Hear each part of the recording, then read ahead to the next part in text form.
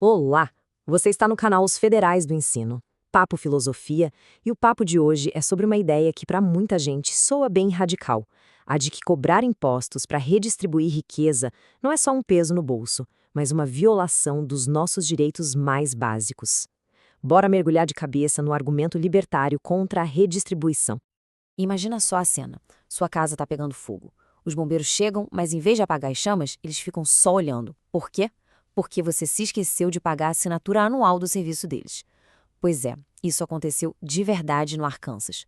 Pode parecer um absurdo, mas para os libertários é a aplicação fria e lógica de um princípio central, o Estado mínimo.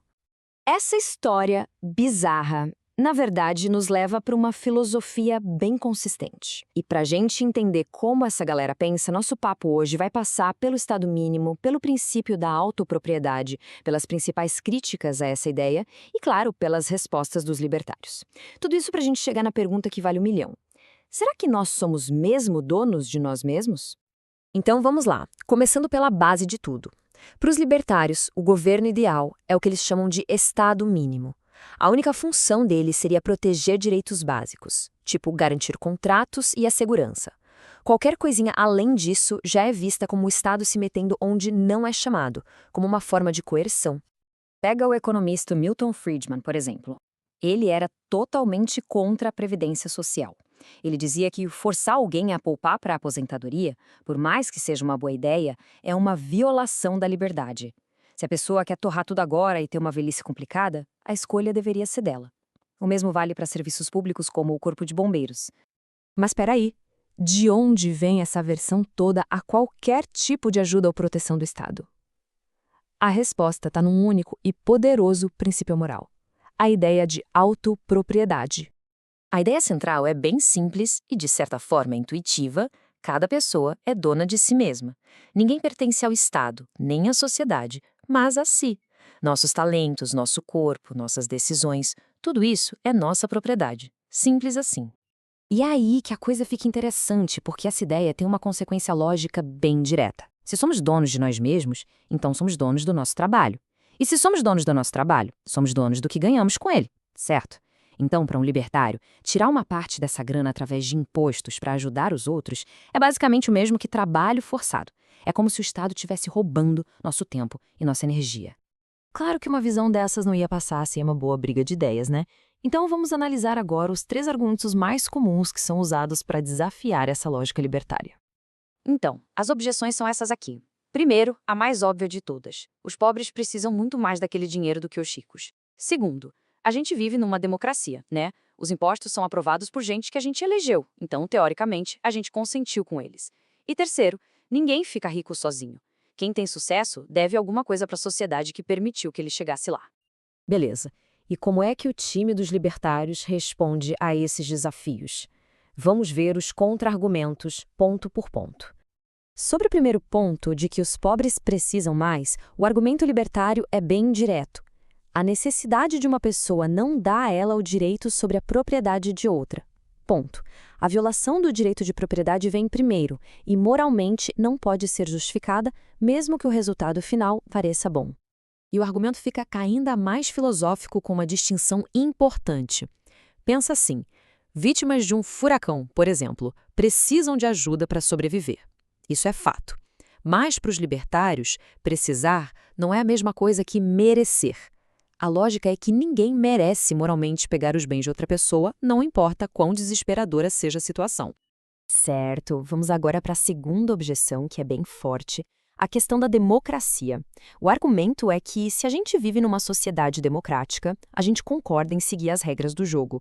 Se a maioria decide através dos seus representantes que vai ter imposto, então isso é legítimo, é o famoso consentimento dos governados. Só que a resposta libertária para isso é tipo uma paulada. Eles fazem uma distinção que dá o que pensar. Democracia não é a mesma coisa que governo da turba, ou seja, a tirania da maioria. Só porque a maioria vota a favor de algo, não quer dizer que seja justo ou que não esteja esmagando os direitos de uma minoria. E esse argumento ainda ganha um toque prático. O voto individual é só uma gotinha no oceano. Imagina ter que convencer milhões de pessoas só para poder exercer um direito que deveria ser seu por natureza, como o direito à sua propriedade. Isso anularia o próprio conceito de direito. E a tal da dívida com a sociedade? Bom, o contra-argumento aqui é que gente como Michael Jordan ou Bill Gates já pagou essa dívida e com juros. Eles ficaram ricos porque ofereceram algo que a sociedade quis, valorizou e pagou por isso voluntariamente. A conta, por essa lógica, já estaria mais do que fechada.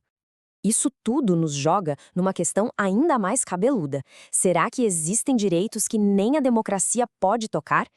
Onde é que a vontade da maioria tem que parar? E aqui os libertários jogam uma analogia muito poderosa. Pensa na liberdade religiosa. A maioria das pessoas concorda que isso é um direito fundamental. A gente não pode simplesmente votar para proibir a religião de uma minoria. A pergunta libertária é: por que o direito à propriedade seria diferente? Por que a maioria pode votar para tirar o dinheiro de alguém, mas não pode tirar a fé dessa pessoa? Mas aí vem um contra-argumento bem inteligente que diz: opa, peraí, não é bem assim.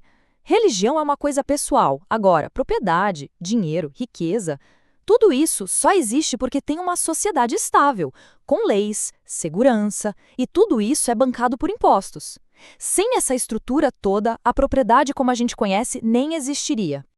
E isso traz a gente de volta para o ponto de partida, para a premissa fundamental de todo o argumento. E se a ideia de que somos 100% donos de nós mesmos estiver errada? E aqui, a própria base da filosofia libertária é colocada em xeque. A sugestão é que, no momento em que a gente escolhe viver em sociedade, a gente abre mão de um pedacinho dessa autopropriedade absoluta. A gente não pode simplesmente ignorar as pessoas ao nosso redor e as obrigações que vêm junto com a vida em comunidade. E assim, a discussão termina exatamente onde começou, com uma pergunta que fica ecoando na cabeça. A ideia de que somos os únicos donos de nós mesmos é a base da liberdade? Ou é uma fantasia que ignora que estamos todos conectados? A resposta para isso define não só o que a gente pensa sobre impostos, mas o que significa ser livre em sociedade. Federais do Ensino, um papo melhor para um mundo melhor. Produzido por J. Nascimento. Se você gostou deste conteúdo, deixe seu like e siga as nossas redes sociais. Nosso e-mail para contato é federaisdoensino@papofilosofia@gmail.com.